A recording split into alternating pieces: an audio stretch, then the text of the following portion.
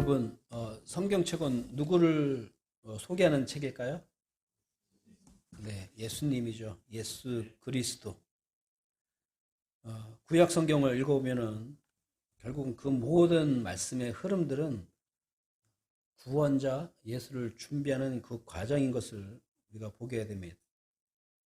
그 길을, 주님께서 오시는 그 길을 준비하기 위해서 이스라엘을 택하셨고, 그래서 이스라엘이 구원자 예수께서 오시는데 귀하게 쓰임 받도록 하나님께서는 그들을 사용하기 원하셨지만, 끊임없이 이스라엘은 하나님을 대적하고 우상 숭배에 빠지고, 그래서 하나님은 그들을 버리지 않고 여전히 사용하시기 위해서 징벌을 통해서 회개케 하시고 다시 회복시키고, 이런 과정을 통해서 구원자 예수님이 마침내 세상에 탄생하는 것을 우리는 신약에 와서 읽게 됩니다. 이제 신약 성경 사복음서를 통해서 이 땅에 오신 예수 그리스도께서 공생의 사역을 마치시고 십자가에서 죽으시고 3일 만에 부활하심으로써 성경에서 대언자들을 통해서 말씀하셨던, 또 예수님이 제자들에게 말씀하셨던 것처럼 성경대로 예수님은 3일 만에 다시 부활하심으로써 예수님이 어떻게 구원자이신지를 성경을 통해서 분명하게 보여주셨습니다. 이제 예수님께서 이제 공생의 사역을 마무리할 때쯤에 제자들에게 이런 말씀을 하시죠. 너희는 마음에 근심하지 말라. 하나님을 믿고 또한 나를 믿으라. 내 아버지 집에 거할 곳이 많도다. 그렇지 않으면 내가 너희에게 말해 주었으리라. 내가 너희를 위해 처소를 예비하러 가노니 가서 너희를 위해 처소를 예비하면 내가 다시 와서 너희를 내게로 받아들여 내가 있는 곳에 거기에 너희도 있게 하리라. 이렇게 요한복음 14장 1절부터 3절 말씀을 통해서 예수님께서 제자들을 떠나가시겠지만은, 그러나 마음에 근심하지 말고 주님을 믿으라, 하나님을 믿으라, 그러면서 예수님께서 우리를 위해서 처소를, 하늘나라에 집을 마련해 놓으시러 가신다고 말씀하시고, 그것이 다 이루어지면은, 완성되면 다시 우리를 데리러 오셔서 우리를 데리고 가실 것이다 라는 말씀이죠. 자, 이 말씀을 통해서 주님은 영원히 우리와 함께 하신다고 약속하십니다. 그래서 성경은 우리에게 무엇을 약속하고 있습니까? 다시 오실 예수님, 이걸 간단하게 표현하면 예수님의 재림이죠. 다시 오실 예수님에 대한 약속을 우리는 가지고 오늘도 살아갑니다. 자, 성경은 우리에게 다시 오실 예수님에 대한 약속을 했는데, 자, 오늘은 다시 오실 예수님에 대한 그 때가 언제인지, 때를 알 수 없다면 그럼 징조는 무엇인지, 이것을 함께 말씀을 통해서 은혜를 나누고자 합니다. 먼저 첫 번째 우리가 기억할 것은 마태복음 24장 36절에서 말씀하고 있는 것처럼, 그날과 그 시각은 결코 아무도 알지 못하나니 하늘의 천사들도 알지 못하고 오직 내 아버지만 아시느니라. 이렇게 예수님께서 말씀하셨습니다. 자, 이 말씀에 근거하면 우리는 예수 그리스도께서 언제 다시 오실지 알 수 있을까요? 없을까요? 우리 모두는 하나님 외에는 알 수 없기 때문에 우리는 예수님이 언제, 몇 월 며칠 날 언제 오실지 우리는 분명하게 알 수가 없습니다. 그래서 주님의 재림을 뭐라고 표현하느냐? 임박한 재림이라고 표현합니다. 임박한 재림이라는 말은 뭐냐? 주님께서 예고 없이 오신다. 언제 오실지는 모르지만은 주님께서는 분명하게 오시는데, 어떻게 오신다고요? 예고 없이 오신다. 이런 얘기입니다. 자, 그래서 데살로니가전서 5장 2절 3절 말씀 보게 되면, 주의 날이 밤에 도둑같이 이르는 줄을 너희 자신이 완전히 아느니라. 그들이 평안하다 안전하다 하고 말할 그때에 아이벤 여자에게 해산의 고통이 임하는 것 같이 갑작스러운 파멸이 그들에게 임하나니 그들이 피하지 못하리라. 이렇게 말씀하고 있습니다. 주님께서 오시는 그날에 주님께 속한 자들은 영광의 시간이지만 주님께 속하지 아니한 자들은 파멸이 이르는 그런 시간이죠. 그런데 그때는 아무도 알 수 없다. 근데 중요한 것은 주님은 분명히 다시 오신다. 그렇기 때문에 임박한 주님의 재림이라고 표현하는 것입니다. 자, 그렇기 때문에 언제 오실지 알 수 없기 때문에 사도 바울은 우리에게 뭐라고 권면하느냐? 데살로니가전서 5장 6절 말씀 보면 우리는 다른 사람들처럼 잠자지 말고 오직 깨어 정신을 차리자. 잠을 자지 말고 정신을 차리자 이런 말씀입니다. 마태복음 25장에 보면 열처녀 비관합니다. 슬기로운 5명과 어리석은 5명의 여인들이 있습니다. 이 처녀들은 기름을 준비했느냐 준비하지 못했느냐. 자, 이것에 의해서 슬기로운 5명의 처녀들은 예수님과의 혼인잔치에 신랑과의 혼인잔치에 참여하였지만은 그러나 어리석은 처녀 5명은 어떻게 됐어요? 혼인잔치에 참여할 수가 없었어요. 문 열어달라고 두드립니다. 그런데 신랑이 뭐라 합니까? 도무지 내가 너희를 알지 못한다. 그랬답니다. 내가 너희를 알지 못한다. 그래서 결국은 혼인잔치에 참여하지 못하고 슬피 울며 이를 갈겠죠.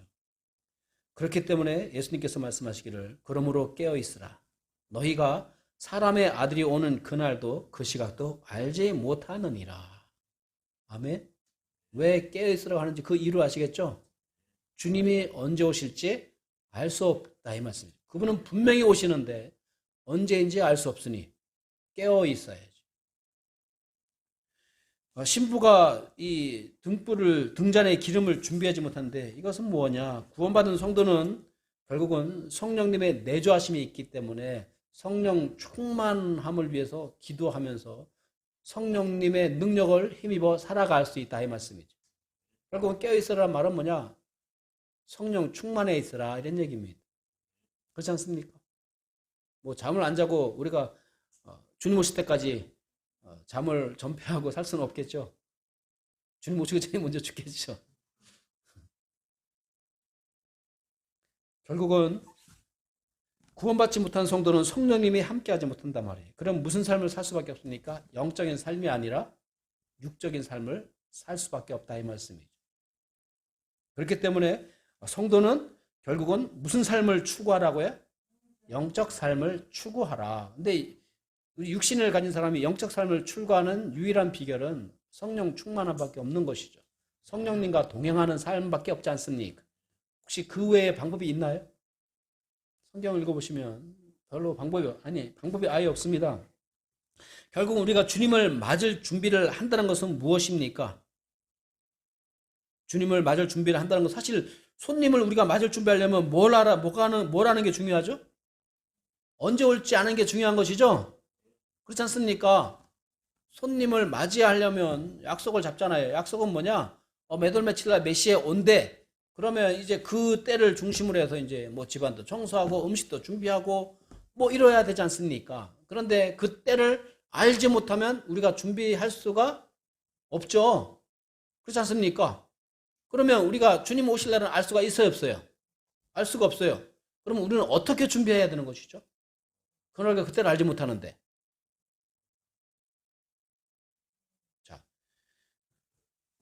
사도 바울은 로마서 13장 12절부터 14절 말씀에 이렇게 권면합니다. 밤이 많이 지나고 낮이 가까이 왔으니 그러므로 우리가 어둠의 행위를 벗어버리고 빛의 갑옷을 입자. 낮에 하듯이 우리가 정직하게 걸으며 흥청거리거나 술 취하지 말고 침실을 더럽히거나 방탕하지 말며 다투거나 시기하지 말자. 오직 너희는 주 예수 그리스도로 옷 입고 육신의 정욕을 채우기 위해 육신에게 기회를 주지 말라. 우리는 예수 그리스도로 옷 입은 구원받은 성도입니다. 구원받은 성도이기 때문에 육신을 위해 사는 것이 아니라 우리가 어떻게 살아야 한다고요? 어둠의 행위를 벗어버리고 빛의 갑옷을 입고 빛의 자녀로서의 성도에 합당한 삶을 살아야 되겠다 이 말씀입니다. 육신의 일을 도모한다는 것은 욕심을 따라 사는 것을 말합니다. 근데 영의 일을 도모하는 것은 그럼 뭘까요? 내가 아닌 하나님의 영광을 위해 사는 삶이 영적 삶이에요. 왜냐하면 우리는 영의 생명은 누구로부터 왔습니까? 하나님께로부터 왔어요. 하나님께로부터 영의 생명이 왔기 때문에 우리가 하나님과 붙어 있지 않으면 영의 생명을 유지할 수가 없단 말이에요. 결국은 그것이 이제 성령 충만이죠. 성령님이 내 안에 계시면서 성령님의 음성을 내가 들으며 하나님의 말씀을 통해서 하나님의 뜻을 깨닫고 그것에 순종하고자 하는 삶, 이것이 영적 삶이 아니겠습니까? 육신의 삶은 뭐예요? 내 생각대로 사는 것이고 세상적 가치관 따라 사는 것이고 내 하고 싶은 대로 사는 삶이란 말이에요. 영적 삶은 주님의 뜻대로 사는 삶이고 내 멋대로 살 것인가 주님 뜻대로 살 것인가, 결국은 이 차이죠. 결국은 주님마저 준비를 한다는 것은 내가 어떻게 해서든지 하나님의 뜻대로 살고자 하는 삶, 또 하나님의 영광을 나의 삶의 목표로 두고 사는 삶, 이것이 바로 주님께서 원하시는 그런 주님을 맞을 준비하는 삶이 아니겠습니까? 아멘? 여러분, 주님의 영광을 위한 삶을 우리가 추구하면은 어떤 일이 있을까요? 어떤 일이 있느냐? 하나님의 은혜와 놀라운 축복이 있음을 여러분 기억하시기 바랍니다. 영적으로 풍요로워지는 것이죠. 여러분, 세상의 풍요는 육적인 풍요인데 그것은 시간적이에요. 제한적이에요. 시간과 장소에 제한되어 있단 말이에요. 근데 영적 생명의 풍요로움은 시간과 내가 살고 있는 환경을 초월할 수 있는 능력을 주게 됩니다. 사도 바울과 실라가 감옥에 갇혀 있습니다. 맞고 착고에 채워져 가지고 정말 죽을 지경이죠. 몸이 구속됐단 말이에요. 뭐 언제 죽을지도 모르는 그런 아주 고통스러운 그날 밤에, 그런데 바울과 실라는 뭐 하랍니까? 하나님께 기도하면서 그들 마음 가운데 하나님의 은혜가 너무나도 크다는 것을 깨닫는 그 순간 그들 입에서는 하나님을 찬양하는 찬송이 흘러나오고 있었습니다. 이게 바로 무슨 삶이에요? 영적 삶이죠. 그 공간과 고통의 그 환경의 순간을 벗어날 수 있었어요. 누구 때문에? 주님 때문에, 하나님 때문에. 그러니까 하나님께 기도하면서 찬양을 하면서 모든 것을 누구에게 맡기고 있어요? 하나님께 맡기고 있는 것이죠. 그런 삶의 능력을 우리가 매일매일 체험할 수 있기를 원합니다. 그러니까 힘들고 어려우면 내가 뭘 어떻게 해볼까? 물론 그것도 해야 되겠지만 더 중요한 것은 그 순간에 주님께 지혜를 구하고, 주님, 제가 이렇게 힘들고 어려운데 어떻게 제가 이 문제를 해결할 수 있을까요? 사소한 문제를 할지라도 주님께 의논할 필요가 있다면 꼭 의논하시면서 주님의 지혜를 구하고 주님의 능력을 힘입어서 그것을 극복해 나가자의 말씀입니다. 이것이 바로 주님과 동행하는 삶이 아니겠습니까? 그러기 위해서는 뭐가 필요합니까? 결국은 말씀과 기도죠. 말씀을 통해서 하나님의 뜻에 더 민감해지고 기도를 통해서 성령님의 도움을 받아서 하나님께 지혜를 구할 수 있는 저와 여러분 되기를 간절히 소망합니다. 자, 그리고 주님은 그러면 언제 오실지 알 수 없다고 하는데 그걸로 끝! 알아서 해! 이게 아니죠. 주님은 우리를 사랑하시기 때문에 그날과 그때는 우리에게 알려주시지 않지만 그때가 되면 어떤 징조가 일어날지 분명하게 말씀하고 있는 것입니다. 자, 제자들이 주님께 여쭙니다. 24장 3절 우리 오늘 읽었던 것처럼 어느 때에 이런 일들이 있으리이까? 또 주께서 오시는 때의 표적과 세상 끝의 표적이 무엇입니까? 라고 여쭙고 있습니다. 세상 끝에 일어날 징조에 대해서 예수님께 여쭌 것이죠. 예수님은 당시 바리새인들과 사두개인들을 향해서 이런 말씀하십니다. 또 아침에는 하늘이 붉고 흐리니 오늘은 날씨가 구절이라 하는도다. 또 너희 위선자들아, 너희가 능히 하늘의 모습은 분별하거니와 시대의 표적들은 분별하지 못하느냐. 우리는 어떤 예를 들어서 여름에 갑자기 더워지고 하다가 바람 불기 시작하면 비가 올 때가 됐나 보다 뭐 이렇게 느끼지 않습니까? 그죠?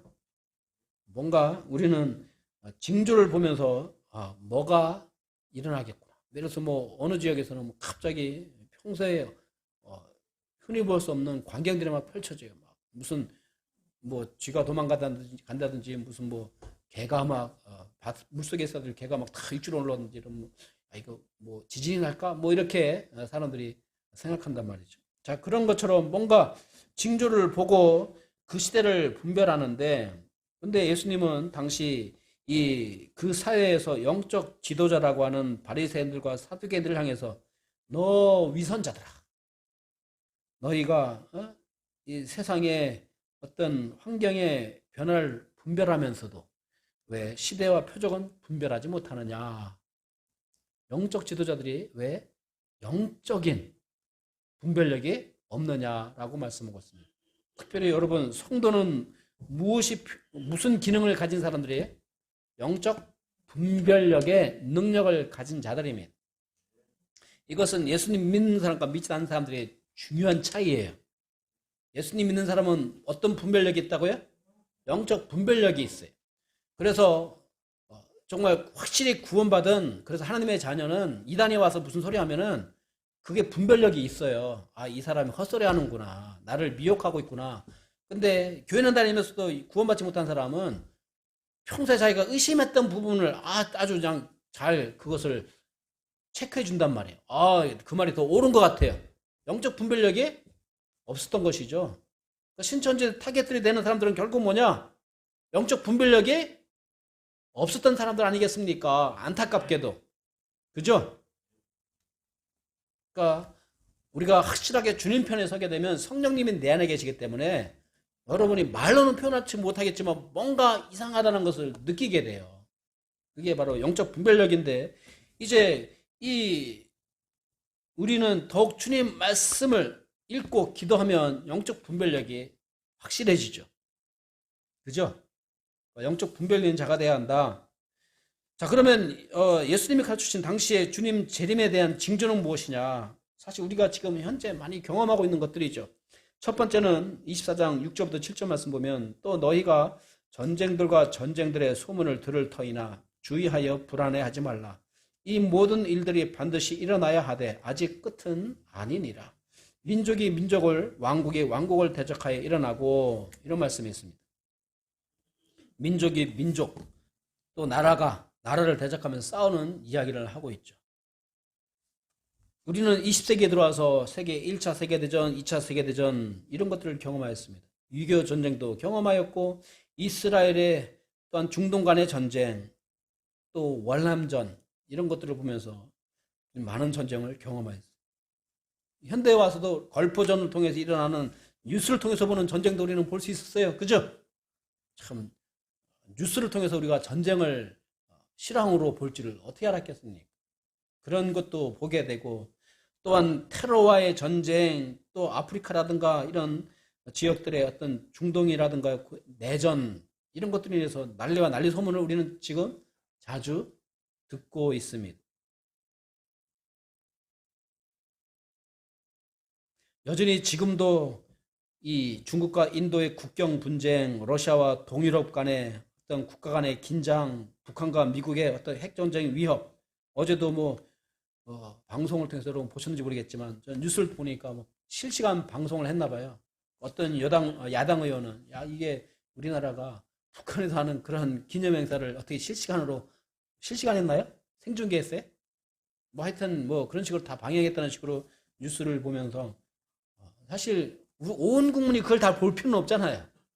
그죠? 전문가들이나 보는 것이지 우리가 그거 본다고 뭐 전문가들 통해서 그냥 들으면 그만이지. 참 그런 세상에 살고 있습니다. 물론 정부는 사실 평화를 원하겠죠. 그런데 여러분, 평화는 누가 허락하셔야 돼요? 하나님이 허락하시지 아니하면 절대로 평화로울 수가 없어요. 왜? 이 세상의 주관자는 하나님이시죠. 전쟁을 일으켜서 마귀란 말이에요. 마귀에게 전쟁 나지 않도록 눈치 본다고 전쟁이 안 나겠습니까? 마귀의 분명한 목표는 우리를 파멸시키는 것인데, 그렇기 때문에 우리는 이 나라를 위해서도 기도해야 됩니다. 사람의 뜻으로 평화가 찾아오는 것이 아니라 하나님의 역사하심 속에서 평화가 찾아오는 것이 아니겠습니까? 아멘.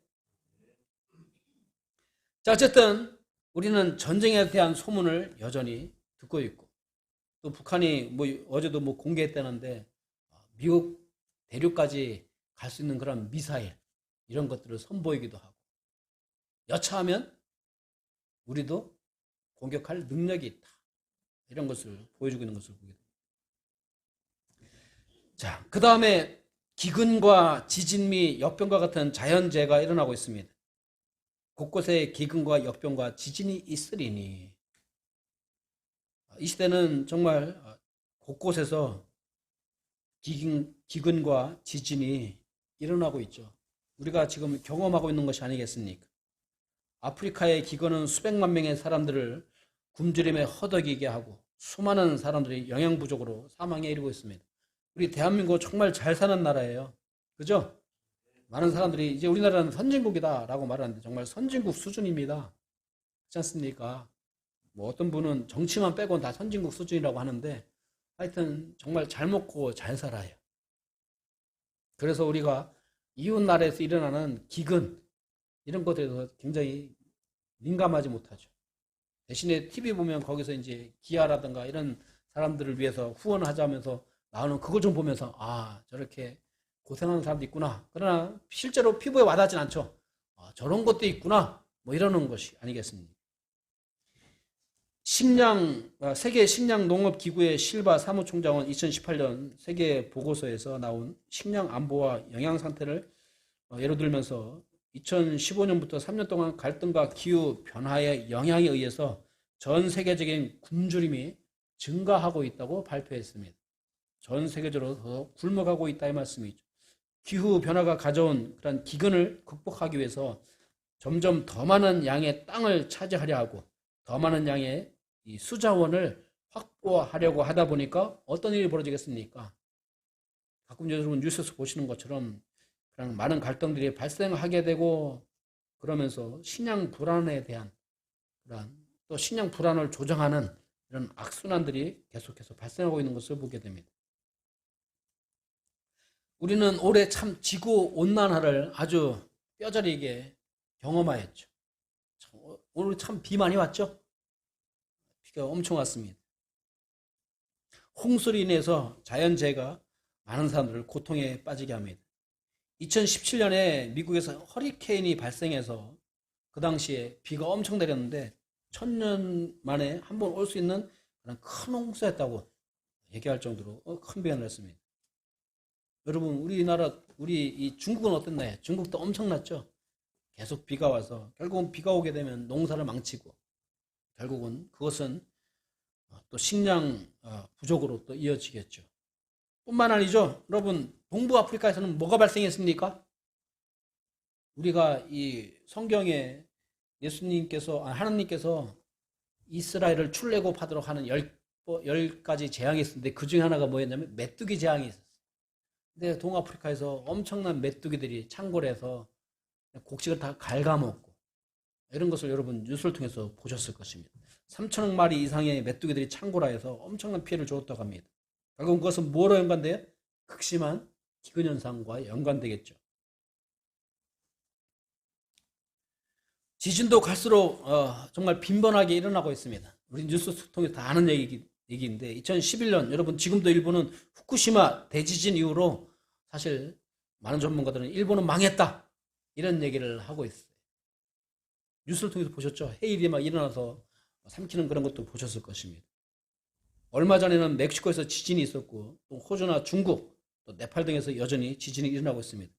조사에 의하면 18세기에는 한 6번 정도 큰 지진이 일어났는데 19세기에는 7번 정도, 근데 20세기 와서는 100번 이상의 큰 지진이 발생하고 있다라고 말하고 있습니다. 그래서 우리나라 TV도 이제 작년인가 언젠가 저쪽 경상도에서 또 경북 지역에서 지진이 나면서 이제 우리나라 TV 방송 보면 종종 여러분 방송 이 공인 뭐라 그러죠? 공익 광고 보시죠? 지진이 났을 때 대피 요령 이런 거 한 번쯤은 꼭 보셨을 것입니다. 언제 지진이 우리도 발생할지 모르기 때문에 적절하게 대피 요령을 알아야 되겠다, 이런 얘기를 하고 있습니다. 여러분, 또 우리는 올해 지구촌이 코로나19로 이 역병 때문에 엄청 지금 몸살을 앓고 있습니다. 정부에서도 정말 이것을 어떻게 해야 될지 혼란스러운 것 같아요. 인원이 좀 계속 줄었으면 좋겠는데 줄어들만 하면 조금 한숨을 좀 쉬려고 그러면 또 늘어나고 또 막 쪼이고 그러면서 경제라든가 여러 가지 지금 어려운 문제들이 많이 발생하고 있습니다. 그러나 이 모든 것들이 성경에 이미 예언되어져 있었다는 사실이죠. 여러분 빌 게이츠라는 사람이 도대체 이 사람은 뭐 하는 사람인지 모르겠는데 이 빌 게이츠라는 사람이 바이러스에 의해서 10억 명 이상이 사망할 수 있다고 경고하게 됐었습니다. 이 사람이 바이러스를 만드는 사람인지 바이러스를 억제하는 사람인지 모르겠는데 원래 이쪽 전문가가 아니잖아요. 근데 돈이 많으면 그런 모든 분야의 전문가가 될 수 있는 것 같습니다. 어쨌든 성경은 이런 징조를 우리에게 분명히 말씀하고 있다는 사실이죠. 근데 갈수록 이런 주님께서 하는 성경에 기록된 징조들이 더 빈번하게 일어나는 것을 보게 될 때, 정말로 주님 오실 때가 가까이 왔구나. 이것을 우리는 더욱 느끼게 되는 것이죠. 그래서 마태복음 24장 33절에서 그런즉 이와 같이 너희가 이 모든 일들을 볼 때에 그때가 가까이 곧 문들 앞에 이른 줄을 너희가 아느니라. 문 앞에 이르렀다 이 말씀입니다. 주님 오실 그때가 바로 우리 문 앞에 이르렀음을 기억하라 이 말씀이죠. 성경은 또 이런 얘기합니다. 거짓 그리스도와 또한 선지자의 속임이 있을 것임을 말씀하고 있습니다. 24장 4절 5절 말씀 보면 예수님께서 그들에게 대답하여 이르시되 아무도 너희를 속이지 못하도록 주의하라. 많은 사람이 내 이름으로 와서 내가 그리스도라 하며 많은 사람을 속이리라. 정말로 우리는 우리나라에서도 마찬가지죠. 우리나라뿐만 아니라 해외에서도 마찬가지고 많은 사람이 자기가 예수라고 하고 그리스도라 하고 구원자라고 하면서 사람을 속인 것을 보게 됩니다. 요한일서에서는 적그리스도에서 이렇게 경고하죠. 어린 자녀들아 지금은 마지막 때니라. 적그리스도가 오리라 함을 너희가 들은 것 같이 지금도 많은 적그리스도가 있나니 이로써 지금이 마지막 때인 줄 우리가 아느니라. 이런 이 거짓 대언자들은 또 이런 교주들은 사람들을 속여서 어떻게 합니까? 미혹하여서 하나님께로부터 멀어지게 하고 결국은 마귀의 종이 되게 하는 거 아니겠습니까? 다행히도 코로나 이전에 극도로 활개치던 신천지가 지금 좀 잠잠해졌죠. 아주 막 기세등등하게 막 창궐하지 않았습니까? 그러나 코로나 때문에 지금은 조용해진 것 같습니다. 자, 그래서 여러분 근데 한 가지 이런 말씀이 있어요. 24장 24절 말씀 보면 거짓 그리스도들과 거짓 대언자들이 일어나 큰 표적들과 이적들을 보여 할 수만 있으면 바로 그 선택받은 자들을 속이리라. 구원받은 자들까지 속일 수 있는 뭐가 나타날 수 있다고요? 이단들을 통해서도 표적이 나타날 수 있다 이 말씀이죠. 아시겠습니까? 여러분 우리의 신앙은 말씀 위에 있습니까? 아니면 기적 위에 세워져 있습니까? 우리의 신앙은 말씀 위에 세워져 있다는 사실을 기억하시기 바랍니다.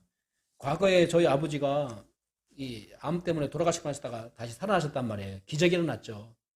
동네 사람들이 예수님 믿고 돌아왔을까요? 회개하고 돌아왔을까요? 아니죠. 오히려 쇼했다고 그래요. 사람들 전도하려고 쇼했다고. 그런 말이 돌 정도 있다. 무슨 말씀인지 아시겠죠? 그런데 오히려 예수님 믿는 사람들은 기적에 더 민감해요. 예수님 안 믿는 사람들은 그럴 수도 있지. 우연이겠지. 넘어갈 수 있지만 예수 믿는 사람들은 오히려 표적에 더 민감하단 말이에요. 그런데 이단들도 이런 일들을 행한단 말이에요. 그러나 우리는 분명히 기억해야 돼요. 우리 신앙은 표적이나 기적 위에 세워진 것이 아니라 말씀 위에 세워졌다는 사실입니다. 자, 그리고 이제 그리스도인에 대한 핍박이 더 커질 것임을 성경은 분명히 말씀합니다. 마태복음 24장 9절 10절 말씀 보면 그때에 그들이 너희를 넘겨주어 고통받게 하고 너희를 죽이리니 너희가 내 이름으로 인해 모든 민족들에게 미움을 받으리라. 그때에 많은 사람이 실족하고 서로 배반하여 넘겨주며 서로 미워하고. 물론 이것은 중첩되어 있어요. 예수님 이 초대 교회에서 이제 그런 핍박이 있었죠. 그런데 이제 말세가 되면 그런 일들이 더 또 새롭게 될 것임을 우리는 기억해야 합니다. 예수님이 십자가에 못 박히신 이후로 교회는 세상으로부터 환영받았을까요? 여전히 핍박받았을까요? 예수님마저 죽인 세상은 여전히 교회에 대해서 그렇게 호락호락하지 않습니다. 호의적이지 않습니다. 아시겠습니까? 내가 이러려고 신앙생활했나? 이러려고 신앙생활했다고 생각하셔야 돼요. 우리는. 아시겠습니까? 예수님 믿는 것 때문에 손을 볼 수 있는 것이고, 그럼에도 불구하고 우리는 주님을 따라가는 이유는 그것이 참된 인생이기 때문에, 그리고 궁극적으로 남는 인생은 주님께로 다시 돌아가는 인생 아니겠습니까? 우리가 하나님께로부터 왔으니 다시 누구께로 돌아가야 돼요? 하나님께로 돌아가야 하는 인생이란 말이에요. 아멘? 우리는 마땅히 가야 할 인생을 가고 있음을 여러분 기억하시기 바랍니다. 그래서 예수님도 너희들이 핍박을 받으면 오히려 그것을 기뻐해라. 그거에 대한 보상을 하나님이 다 해주시겠다고 약속하셨습니다. 그러니 주님께서 보상해 주시는 그 삶을 기대하면서 이 땅에서 우리는 주님 편에 서야 됩니다. 사실 초대교회는 로마 황제 숭배를 거절하는 이유로 엄청난 핍박을 받았습니다.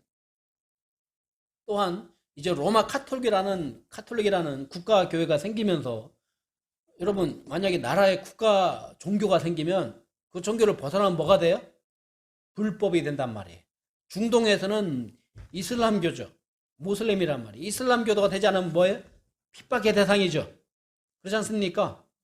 근데 중세시대의 국교가 뭐라고요? 로마 카톨릭이란 말이에요. 그러면 거기에 들어오지 않으면 뭐가 되는 거예요? 이단 정죄를 받고 엄청나게 죽임을 당했던, 핍박을 당했던 것을 보게 됩니다. 그래서 세상에서 가장 교묘하고 거대한 이단이 뭐냐? 바로 카톨릭이, 천주교란 말이에요. 근데 그런 말을 함부로 하기가 힘들죠. 그만큼 파워를 가지고 있는 종교단체이기 때문입니다. 여러분 보셨나요? 교황이 바뀔 때 각 세계의 수장들이 다 모인단 말이에요. 그곳에. 그만큼 권력이, 정치적 권력이 막강하죠. 자, 어쨌든 때가 되면 하나님의 심판을 받겠지만은, 그러나 지금은 활개치고 있죠. 어쨌든 이 종교 재판을 통해서 수백만의 사람들이 중세시대에 죽임을 당했습니다.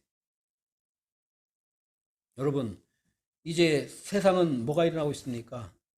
좀 이따 이제 말씀 나누겠지만 에큐메니칼 운동이 점점 일어나고 가속화될 것입니다. 세상을 조정하려고 하는 그런 세계 단일 정부가 생길 것이고, 또한 종교도 통합하는 움직임을 통해서 사람들의 삶을 통제하는 일들이 벌어지겠죠. 결국은 갈수록 교회를 향한 핍박이 커진다는 사실을 우리는 마음으로 준비를 하고 있어야 돼요. 지금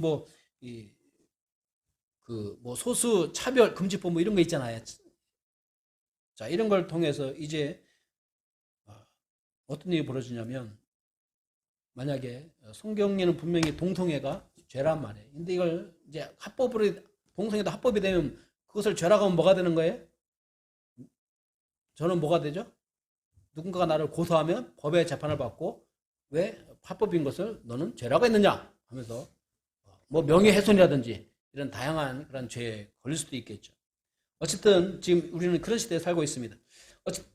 또 마태복음 24장 12절 말씀 보면 불법이 성행함으로 많은 사람이 사랑이 식어졌다.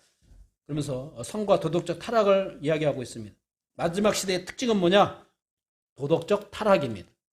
여러분, 우리는 참 오늘날 이 정치인들을 보게 되면 과거에는 그래도 기본적인 그러한 도리라는 게 있었어요. 근데 지금은 법적으로 문제가 안 되면 전혀 양심도냐 아무 문제가 되지 않아요. 참 희한한 세상이죠. 분명히 이 사람들의 증언에 의해서 저 사람 죄인인데 그냥 법에서 무혐의 처리해버리니까 뭐가 돼요? 오히려 자기를 그런 공익 제보자들 이런 사람들을 오히려 나쁜 사람으로 몰아가는 이런 어처구니 없는 일들이 벌어지고 있는 것 같습니다. 무슨 타락이죠? 정치에 있었어요? 도덕적 타락이죠. 윤리적 타락이죠. 그냥 법으로, 그냥 권력을 통해서 법으로 그걸 막으면 그만이란 말이에요. 이게 바로 문제가 있는 것이죠. 여러분, 우리가 지난주에 이 노아 시대의 특징을 보았습니다. 노아 시대의 특징은 무엇입니까? 또한 소돔과 고모라가 망했는데 롯 시대의 특징이 뭐겠습니까? 악한 생각과 폭력, 동성애 같은 이런 성적 타락이 가득한 시대였다는 것이죠. 또 다른 하나는 하나님이 노아 시대는 물로 심판하셨지만 소돔과 고모라는 불로 심판하셨어요. 특히 소돔성은 성적으로 타락하여서 동성애가 난무하였습니다. 죄가 가득한 시대에 살면서 하나님의 진노의 심판을 그러나 그들은 인지하지 못했죠. 사실 아브라함을 통해서 롯의 가족이 구원을 받았지만 사실 이 롯이 이 자기 딸들과 결혼을 하려고 하는 사위들, 뭐 결혼했는지 뭔지 모르지만 하여튼 그 사위들에게 야, 하나님의 심판이 임박했으니 우리 빨리 여기서 피하자. 이미 무시해버렸죠.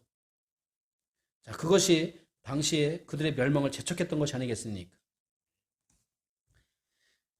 자, 우리는 영화, 드라마, 게임, 이런 폭력, 이런 걸 통해서도 폭력과 살인이 조장되는 이런 것들을 매일 보고 있습니다. 타락의 극치로 치닫는 이때에 결국은 우리 성도는 어떻게 해야 돼요? 거기에 휩쓸리지 말고 우리는 우리 자식들부터, 아이들, 청소년들부터 끌어당기면서 정신을 차리게 만들어야 합니다. 그렇지 않습니까? 말씀과 기도로 우리의 생각과 마음을 지키면서 주님과 동행하는 삶이 되어야 합니다. 자, 그러면 언제 여러분 끝이 올까요? 24장 14절 말씀 보면 왕국의 이 복음이, 천국의 이 복음이 모든 민족들에게 증언되기 위해 온 세상에 선포되리니 그제야 끝이 오리라. 결국 이런 하나의 징조고, 결국 언제 끝이 온다고요? 결국은 하나님은 어떻게 해서든지 잃어버린 영혼, 한 영혼이라도 더 찾아서 주님 앞으로 인도하시려고 하는, 하나님의 나라를 이끄시려고 하시는 주님의 포기하지 않는 사랑이죠. 복음이 세상에 다 끝까지 전파되어야 그때 끝이 오겠다라고 말씀하고 있습니다. 우리는 수없이 많은 선교사들을 통해서 또한 복음을 전하는 사람들을 통해서 세계 곳곳에 복음이 전해지고 있는 것을 보게 됩니다. 저는 지난주에 그 이주성 선교사가 한국에 와 있는지 몰랐었는데 4월 달부터 와 있었더니 코로나 때문에. 그러다가 이제 풀려서 이제 지난주에 이제 떠났는데, 그래서 같이 식사를 하면서 얘기를 하는데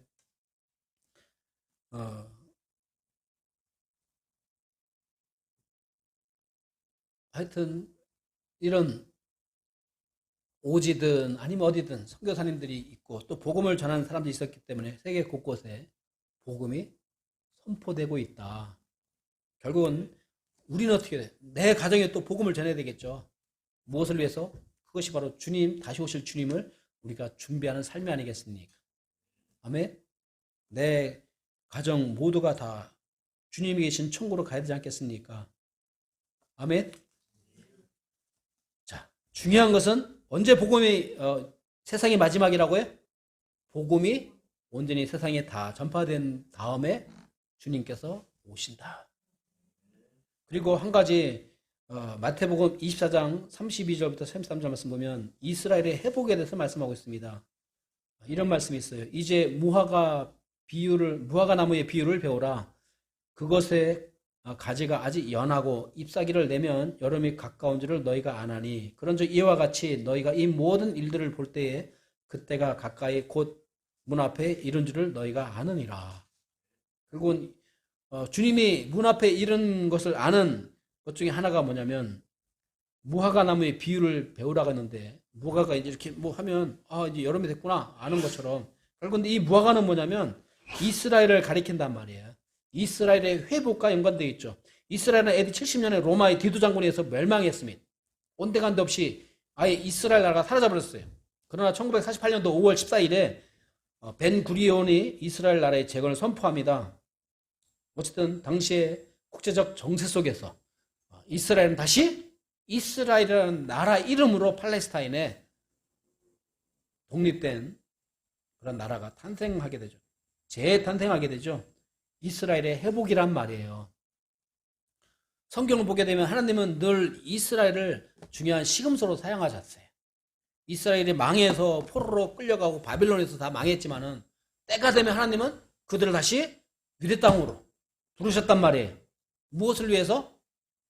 사실은 메시아를 위해서 그들을 다시 불러들인 거예요. 그죠? 그러면 이제 지금 이 시대에 하나님께 다시 이스라엘을 다시 회복시키신 이유는 뭘까요?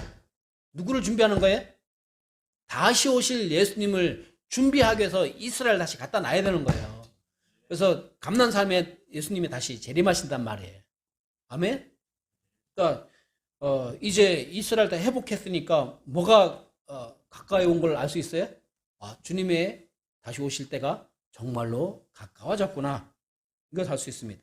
계시록 17장 12절 13절 말씀 보면 네가 본 열 뿔은 열 왕인데 그들이 아직 아무 왕국도 받지 못하였으나 그 짐승과 더불어 1시간 동안 왕으로서 권능을 받느니라. 이들이 한 생각을 가지고 자기들의 권능과 힘을 그 짐승에게 주리라. 이것은 뭐냐면 요한계시록은 열 뿔을 상징하는 이 열 왕이 권세를 받아서 짐승에게 능력과 권세를 준다고 표현합니다.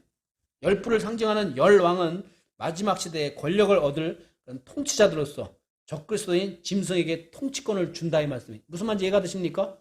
그러니까 유럽에 사실 이제 이것을 유럽 연합국으로 생각하는데 그들이 이제 힘을 얻어서 그 권력을 누구에게 준다고요?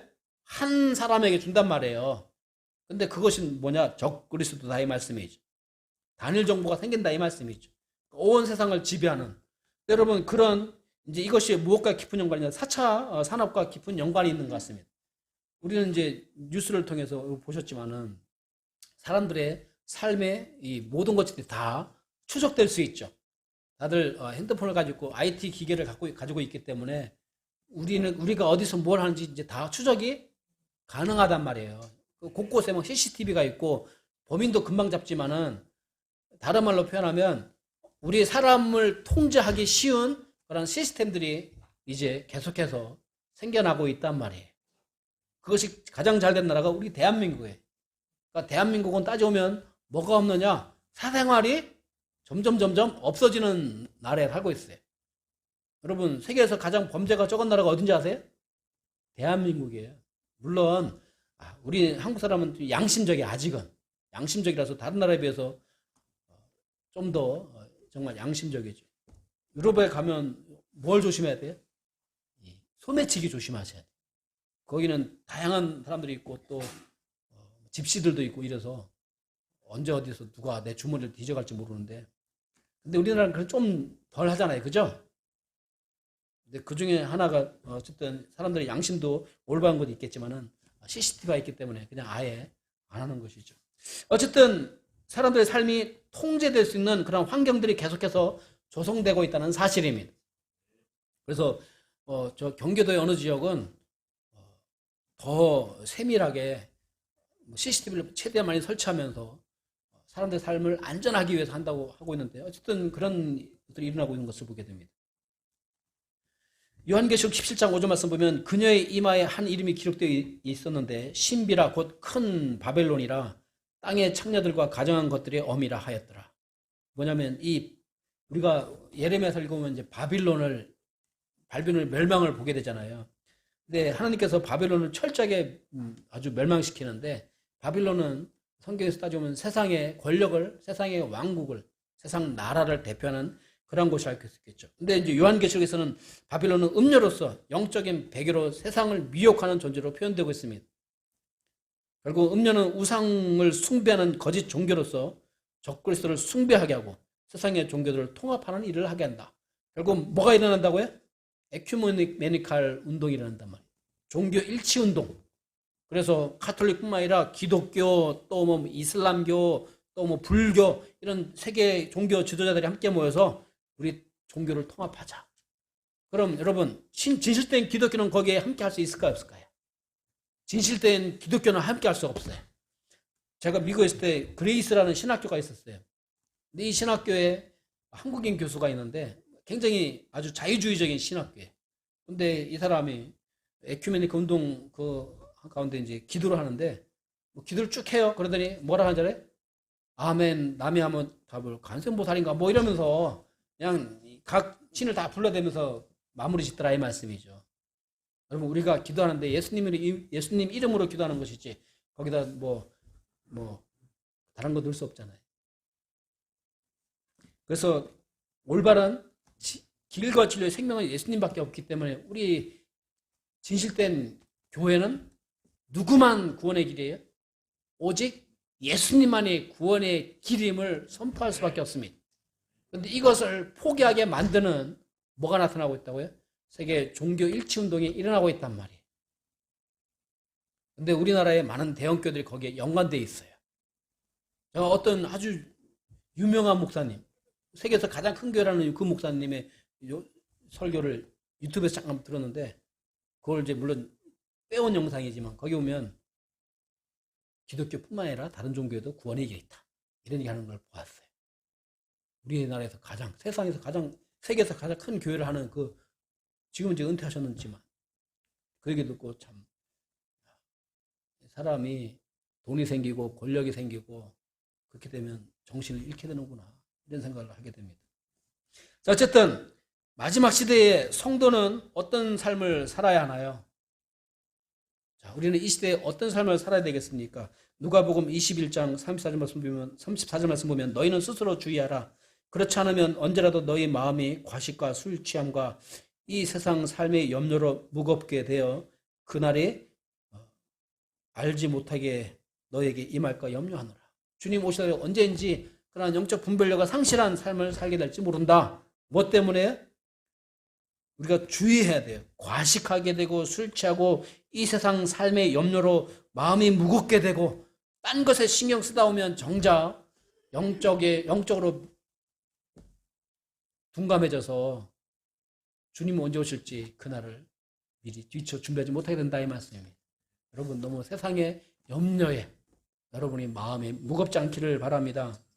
무엇을 먹을까, 무엇을 마실까, 무엇을 입을까 염려하지 말라 그랬어요. 이거는 하나님을 모르는 사람들이 하는 이야기고 우리는 하나님의 나라와 의를 구하라고 말씀하고 있지 않습니까? 여러분 우리는 마지막 시대를 분별할 수 있어야 합니다. 그래서 누가복음 21장 31절 말씀 보면 그런즉 이와 같이 너희가 이런 일들이 일어나는 것을 볼 때에 하나님의 왕국에 하나님의 나라가 가까이 온 줄을 너희가 알게 될 것이다 라고 말씀합니다. 사랑하는 성도 여러분, 우리는 정말 시대를 분별할 수 있는 자가 되기를 원합니다. 그러기 위해서 우리 영적인 삶을 추구해야 됨을 기억하시기 바랍니다. 땅의 것을 추구하는 자가 아니라 위의 것을 추구하는 성도의 삶을 살아야 한다.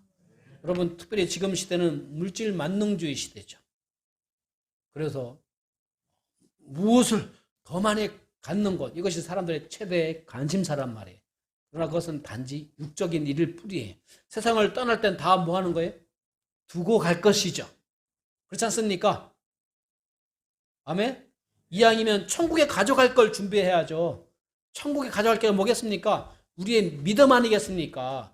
주님을 의지하는 주님과 더 깊은 관계, 이왕이면 주님과 더 깊은 관계를, 더 친밀한 관계를 여러분이 가지셔서 친밀한 관계 속에 들어가셔서 이왕이면 이 세상을 창조하신 하나님과 더 친해지는 게 좋지 않아요?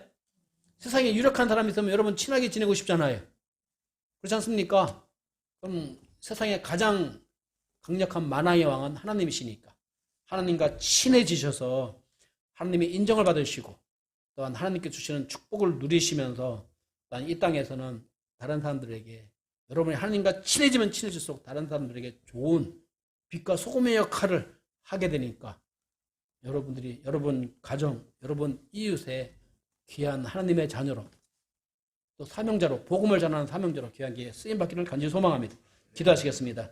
찬양과 존귀와 영광을 받으시기 합당하신 하나님 아버지 주님의 은혜 가운데서 오늘 저희들을 함께 모여서 예배할 수 있는 은혜를 주시니 감사드립니다. 하나님 아버지 저희들은 분명히 부족합니다. 왜냐하면 우리는 육에 갇혀있기 때문입니다. 그러나 우리는 이미 구원받은 하나님의 자녀로서 영에 속한 자이오니 주님께 속한 자이오니 주님과 동행하는 삶을 통해서 하나님을 영화롭게 하며 주님의 나라와 의를 추구하는 삶을 통해서 하나님께서 인정하시는 또 축복하시는 삶이 되도록 저희 모두를 축복하여 주시옵소서. 감사드리며 예수님의 이름으로 기도하여 싸움나이다. 아멘.